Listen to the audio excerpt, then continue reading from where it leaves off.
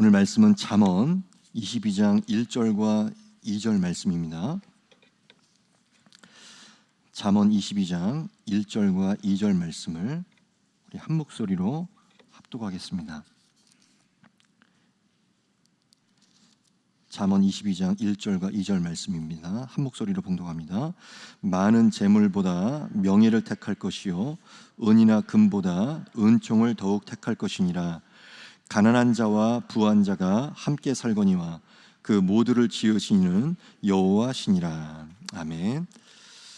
오늘은 하나님의 방향을 선택하라, 하나님의 방향을 선택하라는 제목으로 말씀의 은혜를 나누겠습니다. 우리의 삶은 선택의 연속이고 그 선택에 따라서 방향이 달라집니다.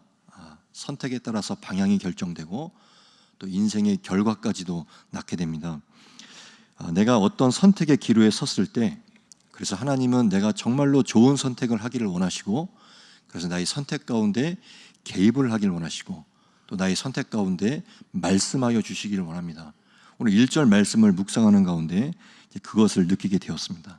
내가 어떤 선택의 기로에 섰을 때 하나님께서는 가장 좋은 선택을 위하여서 옆에서 말씀해 주신다는 거예요.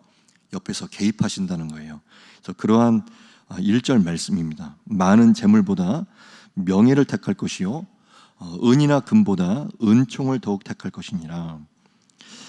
재물이냐 명예냐, 은금이냐 아니면 은총이냐, 이러한 선택의 문제에 섰을 때 아마 요즘 세상에서는 대다수의 사람들이 재물을 선택할 것입니다. 재물과 은금을 선택할 것입니다. 여기서 이 재물의 특징, 은금의 특징은 눈에 굉장히 잘 보인다는 것이죠. 눈에 띄는 이익을 가져다 준다는 것이죠. 반면에 이 명예와 은총은 눈에 잘 띄는 것은 아닙니다. 어떻게 보면 굉장히 막연하고 관념적인 것입니다. 은총, 은혜, 명예, 굉장히 손에 잡히지 않는 것들이죠. 그래서 이 명예와 은총, 먼저 이 두 단어의 의미를 잠깐 짚고 넘어가겠습니다. 이 명예라는 단어를 성경 주석을 찾아봤더니 명예는 히브리어 쇤이라고 해서 쇤, 하나님 앞에서 나의 이름을 높여주시는 것을 경험하는 것입니다.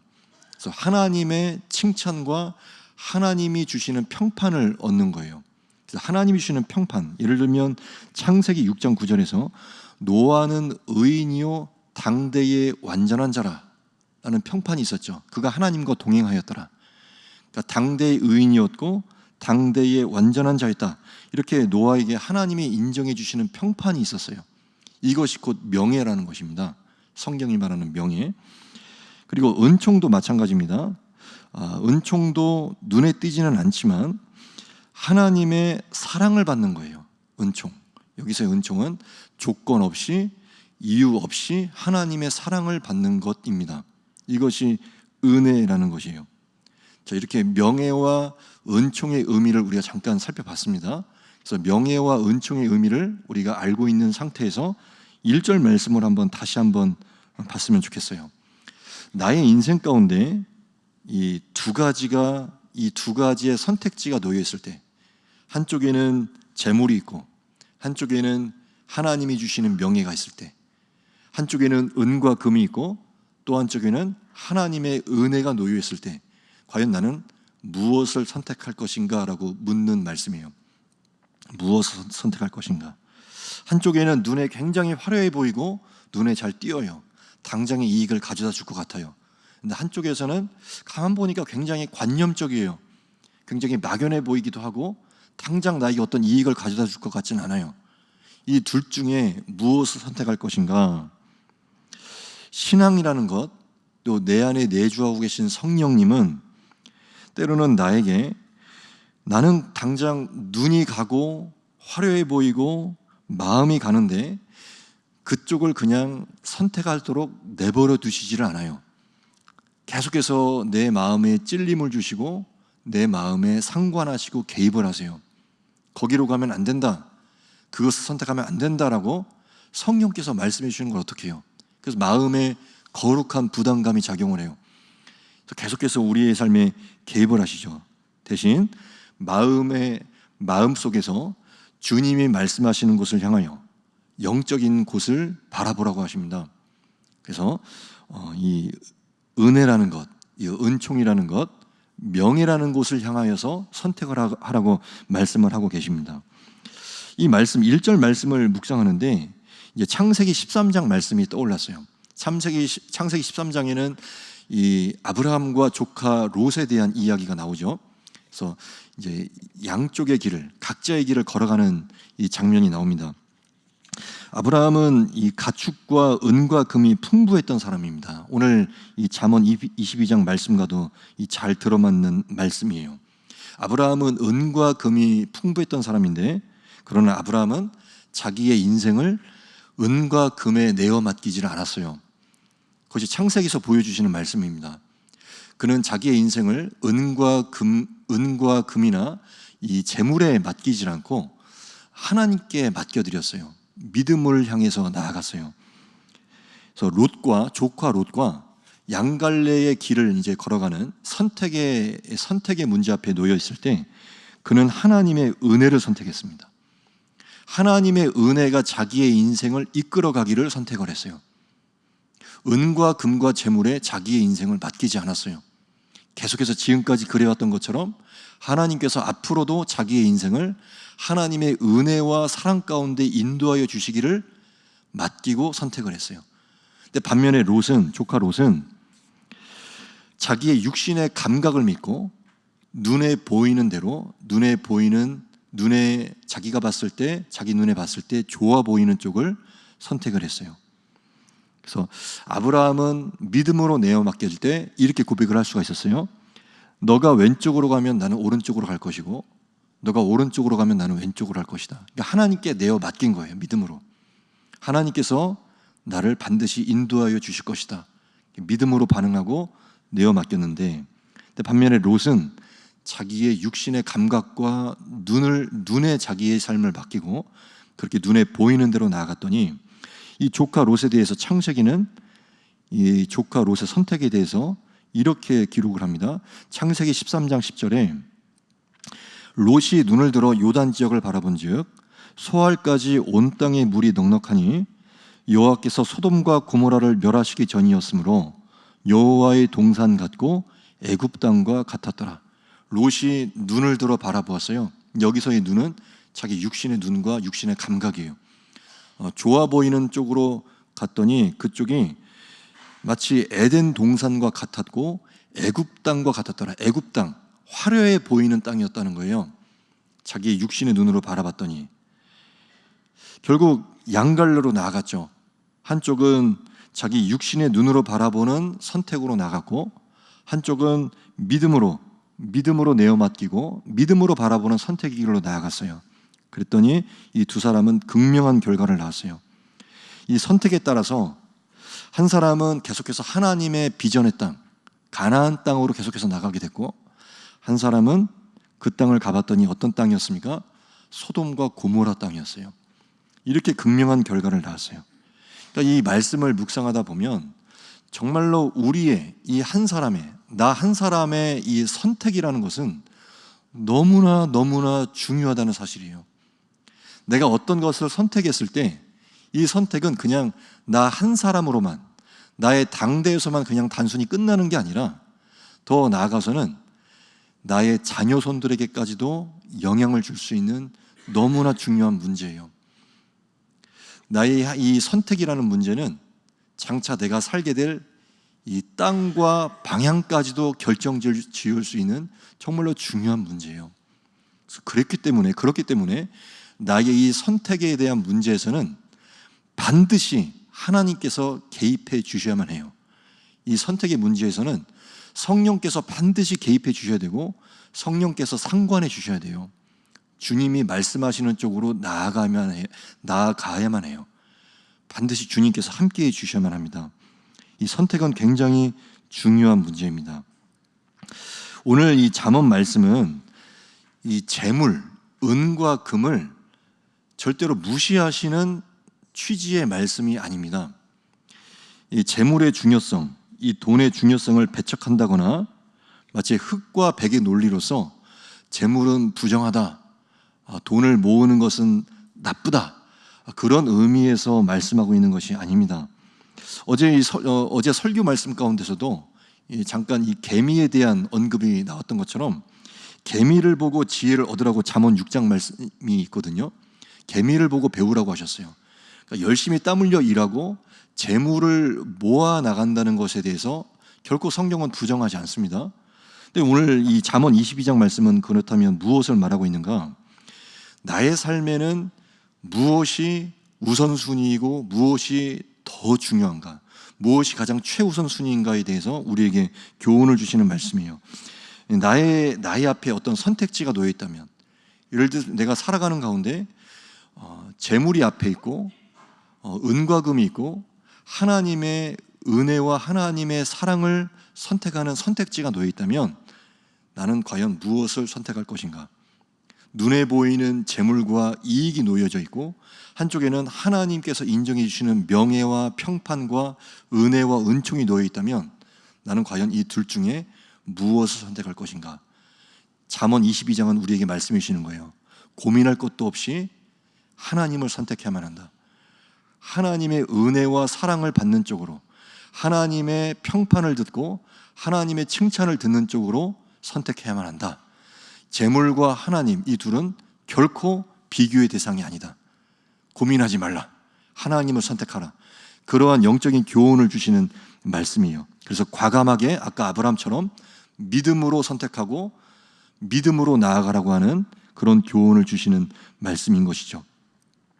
우리에게는 그래서 하나님의 칭찬과 하나님의 평판, 하나님이 주시는 인정이 가장 중요하기 때문에, 그래서 우리의 삶에서 현실적으로 맞닥뜨릴 수 있는 여러 가지 문제 가운데 나는 우선순위로서 무엇을 선택할 수 있는지 우리에게 교훈을 주시죠. 예배의 문제, 그리고 11조의 문제, 예물 생활의 문제, 그리고 봉사의 문제, 또 선교의 문제 등등 관련해서 내가 어떤 선택지가 계속해서 놓여 있을 때 내가 무엇을 우선순위로 두고 선택할지에 대해서 하나님께서 오늘 잠언 말씀을 통하여 교훈을 주시는 것입니다. 무엇을 선택할지. 우리 성도님들은 무엇을 선택하시겠습니까? 내가 어떤 선택의 기로에 놓여 있을 때 지금 나의 앞에 아브라함과 같이 양갈래의 길이 놓여 있다면 그 선택의 기로에서 무엇을 선택하시겠습니까? 아브라함이 갔던 쪽으로 함께 가시기를 축복합니다. 우리도 아브라함이 나아갔던 쪽으로, 믿음의 결단 쪽으로 나아가면 합니다. 주님의 마음을 더듬으시고 하나님의 은혜를 받고 하나님의 사랑을 받는 쪽으로 나아가시는 그런 축복이 있으면 좋겠습니다. 2절 말씀을 보니까 또한 가난한 자와 부한 자가 이제 동시에 나옵니다. 가난한 자와 부한 자가 함께 섞여 살아갑니다. 그리고 이 둘을 지으신 이는 하나님이십니다. 가난한 자도 하나님이 지으셨고 부한 자도 하나님이 지으셨어요. 즉, 둘 다 하나님 앞에서 서야만 하고 하나님 앞에서 살아가야만 하는 사람들입니다. 가난한 자든 부한 자든 반드시 우리의 삶은 하나님이 되셔야만 합니다. 우리의 삶의 우선순위와 최우선순위와 우리의 삶의 모든 최우선의 가치는 하나님이 되셔야만 합니다. 가난한 자도 핑계할 수 없고 부한 자도 핑계할 수 없습니다. 다 똑같다는 거예요. 가난하든 부하든 우리가 어떠한 형편에 처해 있든지 우리의 삶의 우선순위는 하나님이 되셔야만 한다라는 이야기입니다. 우리는 이 모든 것들을 다 경험해 보았어요. 우리 모든 성도님들은 살아가면서 아마 이것을 경험하셨을 것 같아요. 가난할 때는 가난하기 때문에 너무 없어서 하나님과 멀어지기도 하고 불순종하기도 해요. 또 반면에 너무 재물이 너무 많고 너무 성공한 나머지, 내가 생각했던 것보다 훨씬 더 성공한 나머지 하나님과 멀어지기도 하고 하나님께 불순종하기도 해요. 성경이 봤을 땐 가난한 사람이든 부한 사람이든 각자의 저마다의 이유와 핑계로 인해서 하나님과 멀어지기도 하고 하나님께 불순종하기도 한다는 것이에요. 그래서 성경은 말씀합니다. 가난하든 부하든 어떤 처지에 있든지 하나님의 말씀대로 살아가는 것이 가장 복된 길이고 하나님 앞에 순종해야만 한다. 하나님의 사랑과 은혜를 받는 쪽으로 나아가라. 가난하든 부하든 어떠한 형편에 있든지 하나님의 사랑을 받고 하나님의 은혜를 받는 쪽으로 선택해야만 한다. 하나님 앞에 서야 된다. 그렇게 말씀을 하고 계신 것이죠. 그래서 우리가 어떠한 형편에 놓여 있든지 하나님의 인정을 받고 하나님의 평판을 듣고 하나님 안에서 은혜 받는 쪽으로 계속해서 선택해 나가야 된다고 오늘 1절과 2절 말씀이 우리에게 교훈을 주십니다. 좀 우리의 삶이 선택의 연속이죠. 계속해서 우리는 무엇인가를 선택해야만 해요. 그리고 나이를 들수록 또 부모가 되었더니 또 가장이 되었더니 엄마로서 아빠로서 그리고 어떤 단체를 어떤 조직을 이끌어가는 입장에서 나는 계속해서 선택을 해야만 돼요. 근데 선택의 기로에 놓여 있을 때 하나님께 기도하고 또 하나님 앞에 주의 음성을 듣고자 할 때 우리의 이성과 우리의 신앙이 계속해서 충돌한다는 것이죠. 나의 이성, 나의 경험, 나의 생각, 내가 보고 있는 눈, 그리고 한쪽에는 성령이 말씀하심, 성령의 음성, 또 신앙의 양심, 내가 알고 있는 성경의 말씀들, 이것이 항상 충돌한다는 것이죠. 그때 나는 과연 무엇을 선택할 것인가? 하나님을 선택해야만 한다 라고 하시는 주님의 음성이 있습니다. 이 선택의 문제에 관련해서 책이 한 권 있는데 교훈을 주는 책이 있는데 아쉽게도 지금은 절판되어 있는 책입니다. 중고 서점에서만 판매되고 있는 책인데 이 미국의 크레이그 그로셀이라는 목사님이 쓰신 더 나은 선택이라는 책이 있습니다. 규장 출판사에서 출판한 더 나은 선택. 이게 이제 우리 한국어로 번역됐을 때 더 나은 선택이고 이 영어 원제로는 Divine Direction이라고 해서 하나님의 방향이라고 번역할 수가 있어요. 하나님의 방향. 그래서 이런 책이 있는데 선택의 기로에 섰을 때마다 하나님이 원하시는 방향을 생각해 보라는 거예요. 선택의 기로에 섰을 때마다 하나님이 기뻐하시고 하나님이 원하시는 방향을 생각해 보라는 것인데 이제 여기서 말하고 있는 하나님의 방향이라는 것은 여러 가지로 이제 소개가 돼요. 그 중에서 이제 크게 두 가지를 제가 한번 뽑아봤습니다. 하나님의 방향이라는 것이 무엇이냐? 첫 번째는 더 이상 후회하지 말라는 거예요.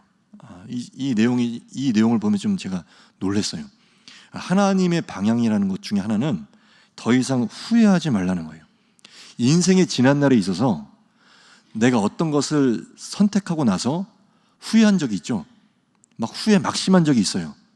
근데 하나님이 보실 때에는 너의 그 지난 날의 과거의 그 선택으로 인해서 더 이상 후회하지 말라는 거예요. 잊어버리는 것입니다.